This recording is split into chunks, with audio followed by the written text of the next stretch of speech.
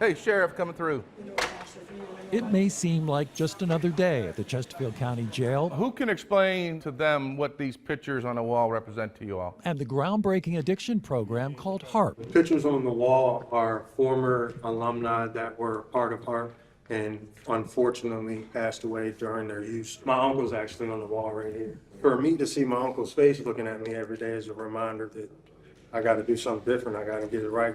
Harp, or Helping Addicts Recover Progressively, began a decade ago out of necessity. By early 2016, we were seeing 20 to 25 people being brought into our jail every day where their underlying issue was heroin addiction. But then I realized I was doing a disservice because all I was releasing from jail after they served their sentence was a sober or clean addict, but an addict nonetheless. Being able to be in a place where you feel safe to actually open up and share everything that you've been feeling. Free, I think you know.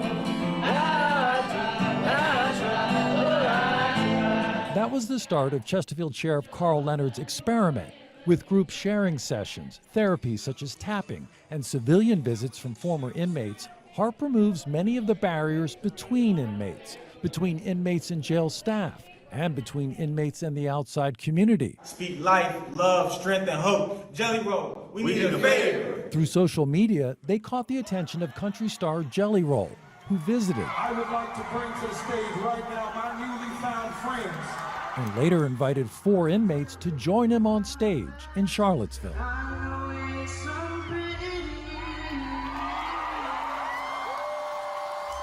The program, it means hope. Just that little bit of grace that the sheriff showed by starting the program, by caring about people. The staff that he got with him, by them caring about people. That's what bring about the safety. Like before I even came out, I never knew about Harp. I never even knew I wanted to change. He's just open to us, you know, and I'm very grateful for that because not a lot of people, especially other prisons or jails that I've been to, people don't do that. A lot of these folks have never had hope in their life. They never had an opportunity to even find hope. So what we found is if you can plant that seed of hope, it grows exponentially within them. For Leonard, the results have been stark. This is beyond anything we can even have imagined. There was no plan for this, as I said earlier. The national average for recidivism in this country is about 75%. Chesterfield County, our recidivism rate is 18%. 18%.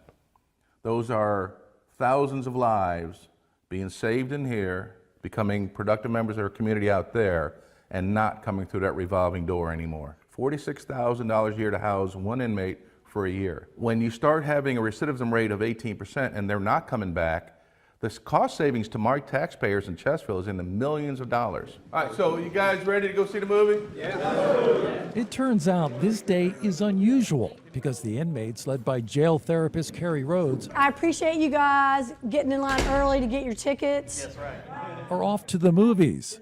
Sort of. Next week, a documentary featuring the Harp program and some of these inmates will premiere at Richmond's Byrd Theater. The movie's called What It Takes, and it's about what addiction takes from you. It's what addiction takes from the people you love. It's what it takes to get yourself out, and it's what it takes to hold your recovery. People can change. We do recover, and it's possible. Today, they're getting a preview of a work that director Jeff Schulman, a University of Washington professor, says is personal for him as well. Somebody I care about suffers from addiction, and seeing that, I felt hopeless. I felt guilty. I felt alone. Like, how could this happen? I must be the only one. Pretty much rolling the dice and leaving it up to chance whether I was going to wake up. I had some traumatic experiences that happened, and I went back to my coping. Inmates said seeing themselves and their fellow inmates on screen reminded them how far they've come and how long the road ahead remains. And I fell back into addiction. It was emotional, you know, I held in a lot, but just seeing myself and just reminiscing of everything that happened in our journey from when I got incarcerated until now, you know, I've seen a lot of growth with the help of my brothers here in the program and the staff, you know, and it's gonna be a journey for the rest of my life. Don't recover alone. Seeing myself up there, I seen the response of the guys around me. The messages, it was empowering. I know they saw themselves.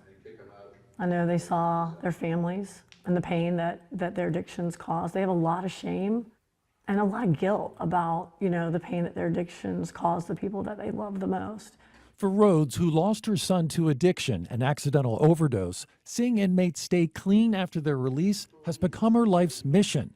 For her, that offers far more validation than a movie ever could. I need it to matter. I need Taylor's life and our struggle to matter. And Harp gives me a place to do that every day. And that's not nothing. I think healing, there's no fix for what happened to me. There's no fix for what's happened to a lot of them.